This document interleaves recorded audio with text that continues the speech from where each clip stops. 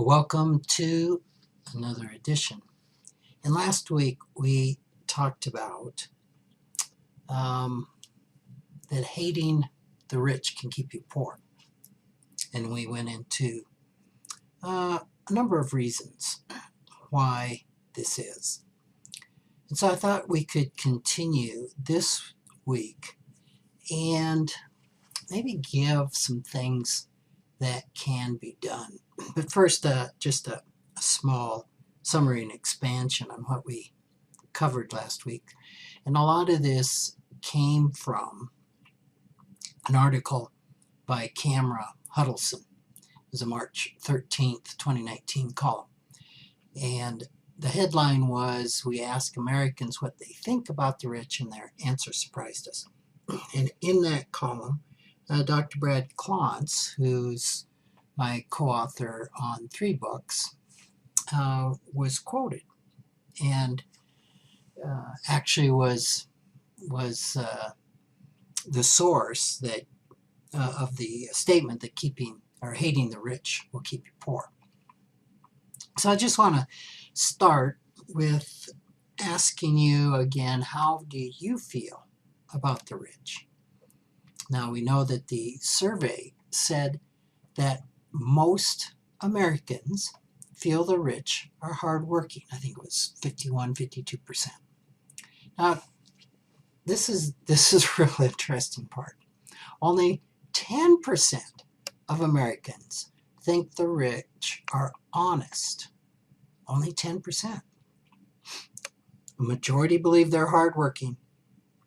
10% think they're honest. 1/3 believe they're greedy. 1/3 believe that they're self-centered. Now, it would make a sense to me that if people have a belief, which we call money scripts, that the payoff for hard work is dishonesty, greed, and self-centeredness, they may not want to work very hard. And it's kind of common that we have polarizations around our money scripts. So no wonder that Dr. Klontz says that our money scripts, which focus on the negative beliefs of the rich, can keep us poor. And I want to dive into that a little more. The problem with a negative money script associated with the rich is that they are only partial truths. So we've talked about in past episodes how a money script always has truth with it, and it always has a falsity. So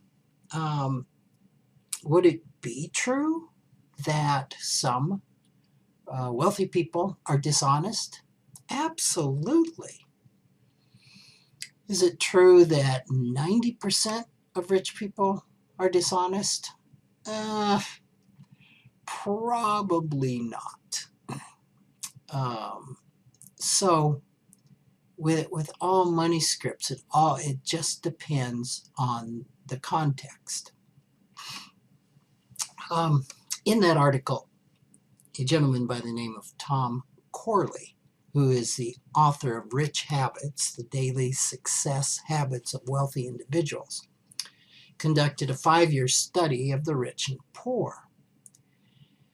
And he found in this, in addition to believing people accumulate wealth by being dishonest, greedy, or just luck, that many people become wealthy are from the poor or middle class and actually work their way up the ladder. He says, people don't understand what it takes to become rich. It's a brutal path to creating wealth. The simple path is to live below your means and invest your money. The hard way is to pursue a dream. So he found that working hard was quite different. He called it brutal to accumulate money. And indeed, the book, this is quite a, what do I want to say, classic on millionaires, called The Millionaire Next Door, found that only 15% of millionaires inherited their wealth. 85% then earned it, and earned it through hard work. So this is something that is worth exploring, is this what I would call a internal polarization of money scripts. And this is very normal. It's very normal that we have beliefs that are in conflict with one another. A real popular one, polarization, is that I deserve money, and then another money script that would be I don't deserve money. And it's not uncommon a person will have both of those money scripts. And that sets up a tug of war internally called a polarization. And they make perfect sense why they're there. Once we discover the underlying belief behind both of them and where they came from. And as we've said before, most people have formulated their worldview of money by, say, around 10 years old. So let's go back to this idea of hard work. You know, on one hand, many people believe that hard work is going to lead to accumulating wealth. It's a money script. That's one of my more popular money scripts, is you got to work hard to get money. Now, like every money script, that's true in some cases and not true in other cases. If you work hard and you start accumulating money, then all is well, right? But the problem can come in when you work hard and money doesn't come in, or you don't work hard and money comes in.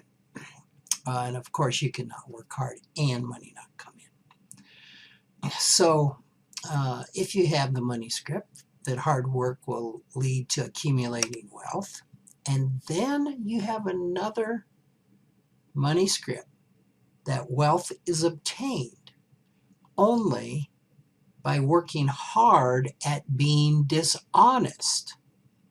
In other words, 10% of Americans believe that the rich are honest, meaning 90% believes if you have wealth, you are dishonest. And yet they also believe that working hard is associated with accumulating wealth. So if you, little algebraic equation, you'd have to conclude that working hard needs to be working hard at being dishonest. Okay? So the belief is I can accumulate money, but I'm going to need to work hard at accumulating it dishonestly. So these money scripts set up a real internal moral dilemma. Do I dare work hard to make money if it means I'm going to need to compromise my values to acquire it? Now think about that. No wonder why disparaging the rich will keep someone poor. So if you're among those that think negatively about the rich, you can take steps to modify your money scripts.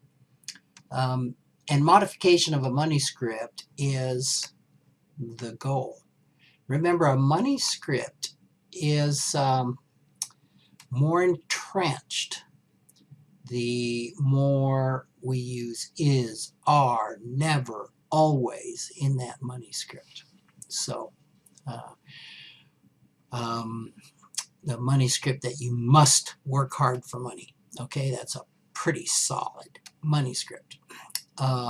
Or you believe that wealth is only obtained by being dishonest. That's a pretty firm money script.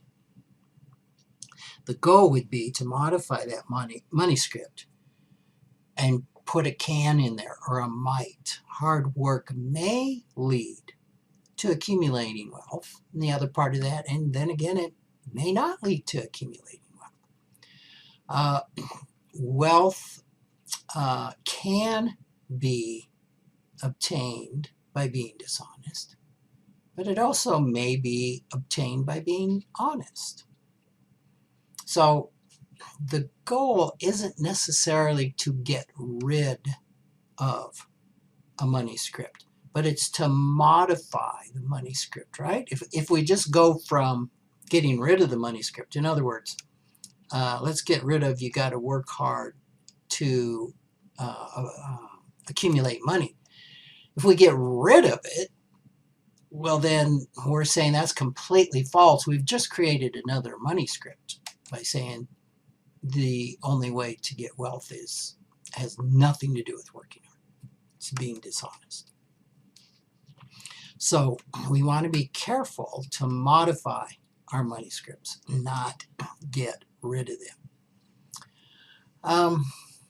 Another thing that Brad's research found, that having negative beliefs about the rich and money in general is associated with several self-destructive financial behaviors. And Brad, being a researcher, came about this very, what I want to say, scientifically. And those are people that have negative beliefs about the rich tend to be overspenders, tend to be gamblers, and tend to be financially dependent on other people. So there's a scientific correlation between that. And I liked in this article where Brad was quoted, maybe you don't agree with this.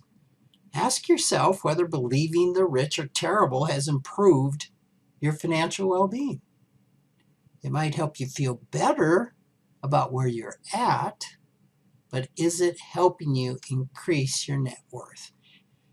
And obviously, the data and the evidence would suggest no. So, how do I do this? How do I change my money scripts around the wealthy? I would say a good place to start is examining the sources and the reasons behind the beliefs and the feelings around those negative money scripts about the rich. And my work with clients finds that almost universally the origins of money scripts are in childhood. That's why we say that most of our beliefs about money are formed by age 10. And negative feelings about the rich can come through a plethora of sources around what our parents said about the rich, what they didn't say about the rich, how they acted and behaved around the rich, how they acted and behaved when they weren't around the rich, what society said, what school and teachers said, what wasn't said, what was implied. All of this kind of comes around to developing our views about the rich. So it's important to realize that there is a good reason why we have this belief. Every financial behavior, every financial belief makes perfect sense when we understand the underlying reasons, the underlying emotions, the underlying stories that we have come to believe. And as Brad says in this article, he said there's probably a deeply emotional story in your past or your parents' past. So we've talked about in past episodes how money scripts are very commonly polarized, and money scripts are very often handed down to us generationally by our parents and our grandparents. It's just how money works. It's just how it is. So these are two things that are really important to examine when we're examining our money history, are the polarizations and the family history around all that. And there's something you can do that can start to bring out the family history. It's something called the money atom. It's a 2D genealogram, and it can be insightful in starting to help us understand what the dynamics were in our childhood. There's not a lot of sources online for this. The best source I know of is Facilitating Financial Health, which is self-serving for me to mention that because I'm a co-author on it. But in there it has the money atom exercise that is detailed. That's an excellent starter exercise. Something else, another self-serving recommendation, is to pick up the book, The Financial Wisdom of Ebenezer Scrooge, again, a book I co-authored with Brad and his father, Ted. That can be it's a fun story as we dissect the fable, the Christmas Carol, written by Dickens, and apply it to money and money scripts and money transformation. It's really a fun read and very powerful read. So those are two things that you could start with to begin to unpack. Where do my money scripts come from? How did they form? There's another option that I like, and I have not talked about this on a previous podcast. And that's applying Byron Katie's 4 questions. And she is famous for something called The Work. And the work are 4 questions she developed to apply to any belief we have about something or somebody. And typically this is a very, very strong belief. And we know when it comes to money, a strong belief is a money script, right? So here are the 4 questions that you can apply to each of your money scripts. So go individually with this to each script. Maybe one script is you got to work hard for money. Apply it to that. Another one might be that the rich only become rich if they're dishonest. And of course, you could have unlimited other money scripts about the rich. So I think doing this by writing, by journaling, would be good. Whether you write longhand or whether you do like I do and journal with your fingertips on a keyboard. The first question to ask yourself is this true? Let's just apply this to rich people obtain their wealth dishonestly. And you ask yourself, is this true? And we're looking for a one-syllable answer. Yes or no, not a thought. Is it true? Yes or no, maybe is not. Maybe is not an answer. So as you do this, just be still and find an honest yes or no as it arises to meet this question. And if your answer is a yes, it's true, then you want to move to the next question. If it's no, then sit with that no for just a moment and move to question 3. So, let's assume you have said yes. It is true that the wealthy obtain their wealth dishonestly. The second question is, can you absolutely know that that is true? And I would add to this one, in all cases. So take an opportunity to reflect at this again. Really shine a flashlight on this money script and see what it reveals to you. In this case, when you really look at the finality, the absoluteness of that statement, there's a chance you may say, no, it's not absolutely true in every case. And even if you said yes again, then you move on to question 3.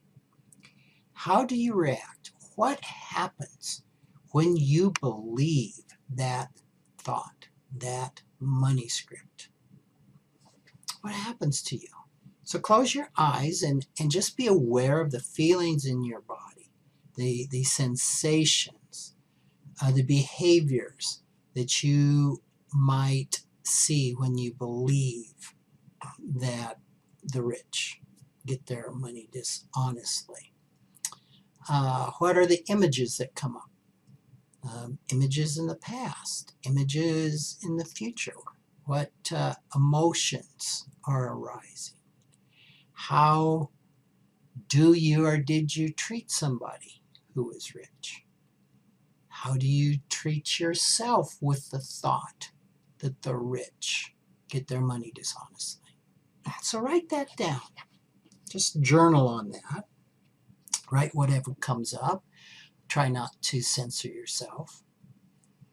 And then you can move on to the 4th question.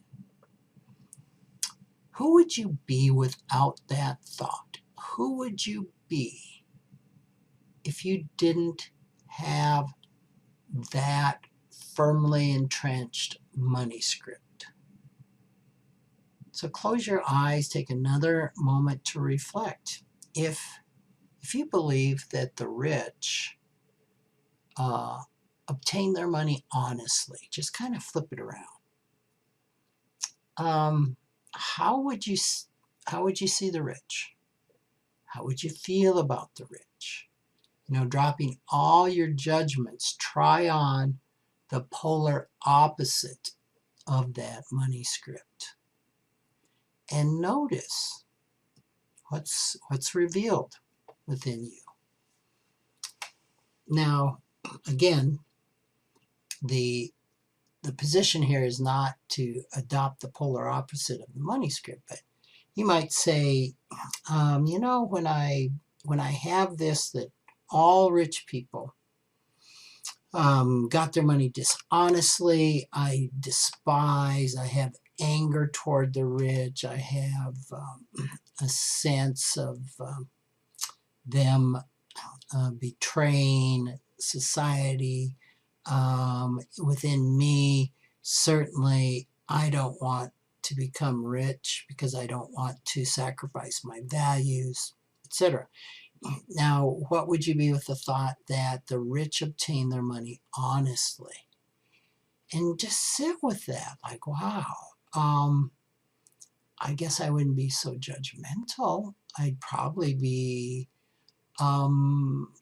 really accepting of the rich. I would maybe look that it was a good thing to be rich. It might be something that I would enjoy being or working hard if I really thought I could get money honestly.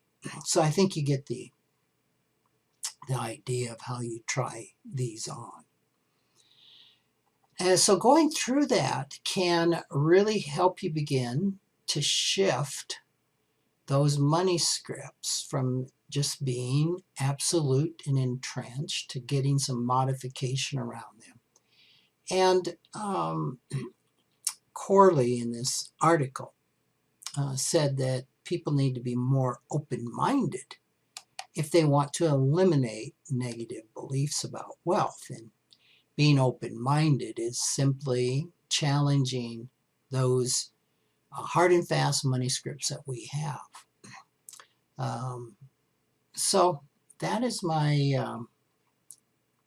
challenge to you today, and my recommendations on how you might start to be more flexible around your attitudes toward the rich, and how in so doing you may even change your financial trajectory. You may even change your financial and emotional well-being. And that would be a pretty big thing, wouldn't it, to do? So I hope that you have enjoyed this. Maybe you haven't enjoyed it so much, but hopefully it can be helpful to you in examining, taking a deeper look at those beliefs that might be keeping you boxed in that financial comfort zone we talked about in last week. And in essence, limiting your financial success. So, again, thank you for listening. And if you have any questions on this or any other topic, drop me an email at rick@rickkaler.com, and I'll either answer you or could take your idea and actually feature it on a podcast. So thank you, take care, and I look forward to being with you next week.